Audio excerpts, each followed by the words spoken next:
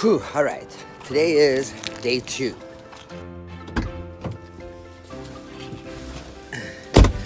So as far as my camp goes, first day I feel was good success. This is the second day. Momentum is usually pretty good. Tomorrow, which is Wednesday, that's usually when the energy starts to dwindle down a bit, not just in the kids, but in me too. I apologize for any shakiness that's about to occur. The dash mount in my car isn't the most secure in the world.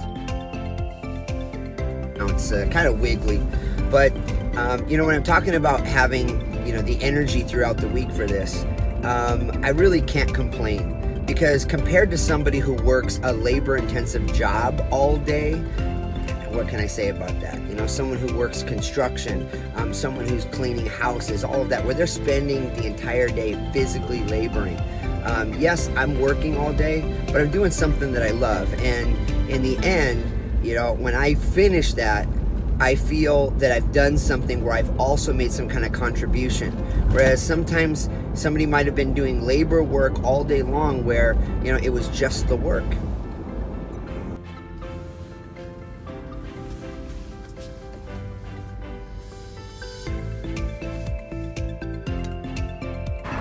And a note on meaningful work. It's different for everybody. See, my tax lady finds her work meaningful. She enjoys helping people through that whole process. Whereas for me, I would find that rather, pardon the pun, taxing. You know, I've seen interviews with people who are bus drivers that find, you know, that work meaningful. And for other people, it might be just a job. But whatever it is, I think that you need to find something that at the end of the day, you felt good about doing it. If you're gonna do it for any length of time.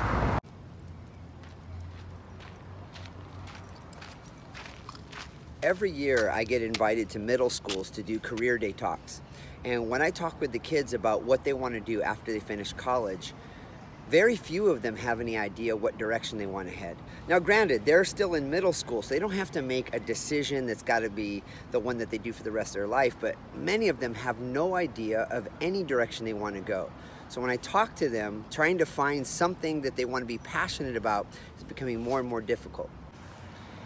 I think helping kids to find something that they're passionate about that they can pursue is one of the most important things that we can do as adults, because it's going to set them off on a path towards what they're going to become for themselves as adults. When I was a little boy, the first thing I wanted to be is I wanted to be a scientist, basketball player, police officer. Why? Because as a little kid, those were the things I was interested in. But when I got into doing martial arts at the age of 12, it was not long after that that I made the decision that this was something that I wanted to do, and shortly thereafter that I wanted to do long term. When I was in high school and we were asked by the career counselors, what do you want to do when you finish school? And I said, well, I want to be a martial arts instructor. The answer was typically, no, what do you really want to do? Because at that time they couldn't picture someone making a living being a martial arts instructor. And so I really didn't get much support from the people at my school regarding this. And when the option was to go to college, you know, I didn't enjoy school a lot to begin with. And the idea of spending 4 more years doing it was not what I wanted. Now, if they would have said, hey, well, it sounds like you want to be an entrepreneur, you want to have your own business, some business classes would help get you off the ground. But that wasn't the kind of approach they took. It was, you know, choose one of these kind of preset career paths. And for some people that works out fine, but it just wasn't in the cards for me, as they say. So consequently, I did go to school, the School of Hard Knocks. I lived in and slept on the floor of 2 separate martial arts schools before I got into the one that I'm in now. You know, in the first one that I lived in, at least it had a shower, and a couch, etc. But the second one that I lived in, I was sleeping on the floor and washing up in the sink. And going back to the reference I made earlier about career day talks, when I talk to students about what they want to do with their life, I said, what are you so passionate about that you're willing to forego certain creature comforts in order to be able to get what you want? And in my case, that meant sleeping on the floor and washing myself in the sink for a period of time.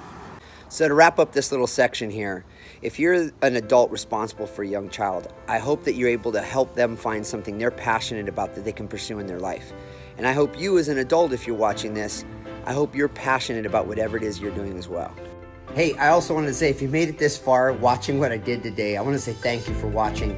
And I won't be posting probably anymore to my personal Instagram because I'll be busy with stuff for the school today. But thanks again. I really appreciate you watching.